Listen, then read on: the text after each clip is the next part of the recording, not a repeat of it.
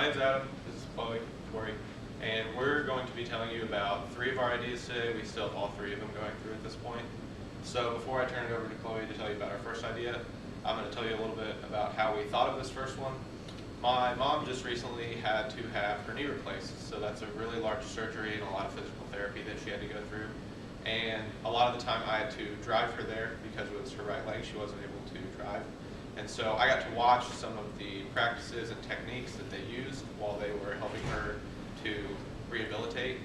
And a lot of the stuff that I saw, it seemed really out of date, really old. A lot of the equipment just looked old just from seeing it, and so it kind of got us thinking. And so I'm going to let Chloe kind of tell you about what we thought was the solution to that.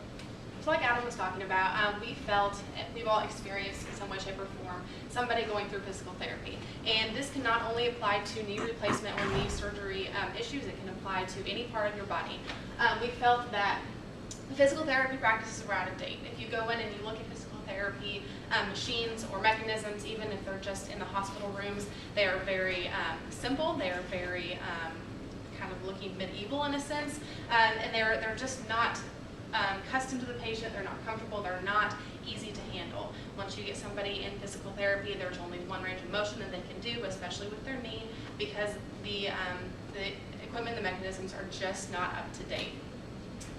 They have this kind of one-size-fits-all mentality that no matter who goes in there, no matter your size, weight, injury, whatever happened to you, this is what you're going to be doing no matter what, which obviously is not going to work for every person. And the recovery can last over a year or even more depending on the injury. And that's not to include any time that might add up to if you were to be injured during physical therapy, which can be even longer. So our idea is using the counterbalanced arms to guide your therapy as you go. It can be customized to the patient depending on your injury, depending on where it is. You can use it on your elbow, your wrist, your knee, your ankles, whatever it might need to be applied to. You can use the counterbalance arms to guide you in the way that you need to go. It is more natural feeling. It is exactly what you need to rehabilitate those parts of your body that are injured, unlike what we've already been seeing, which is just one range of motion. It's really harsh. It's really hard on the ligaments and the tendons and the muscles in your body. This would be much gentler. It would be much easier for your injury. And like we mentioned, everything we see now is very outdated. This would be more advanced, more up-to-date, and more modern for this industry. Physical therapy is a $19 billion industry, and there's over 900,000 knee replacements alone in the U.S. That's not to include any other kind of injuries or replacements that have to be done. So there's obviously a huge market for it, and there's going to be growth in it as baby boomers retire and require more medical services. So this can be targeted to hospitals, physical therapy centers, and anything else that requires patients to be sat down and rehabilitated for their injuries and surgeries. Our second idea is an ambulance stretcher locking system that will use the airborne mounting system. The current mechanism that they use to put the stretchers in the back of an ambulance is just a little lock system that holds onto the front of the stretcher once it's put in. Because of the way it's designed and how it's pushed all the way against the wall, the patient isn't able to be maneuvered around to be worked on, to work on either side of the patient.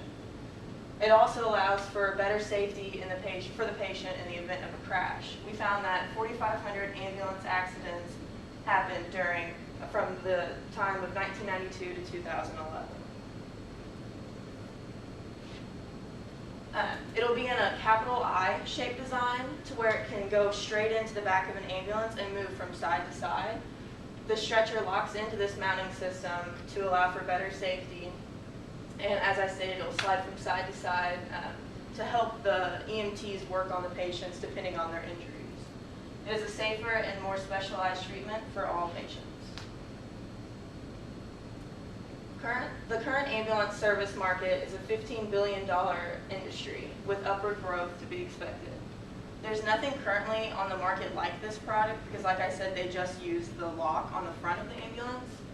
And this can be used to be added into current ambulances that are already out and about in hospitals now, and then it could also be pitched to the manufacturing department to have it just already installed in ambulances in the future.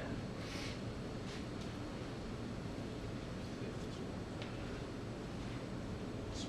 Okay, so our last idea is a bed cover for trucks. So I drive a truck, and I used to have a bed cover on mine. The process to get it on was pretty ridiculous. It was leather. I would have to take the leather inside, let it sit in the house all day so that it would warm up, stretch out.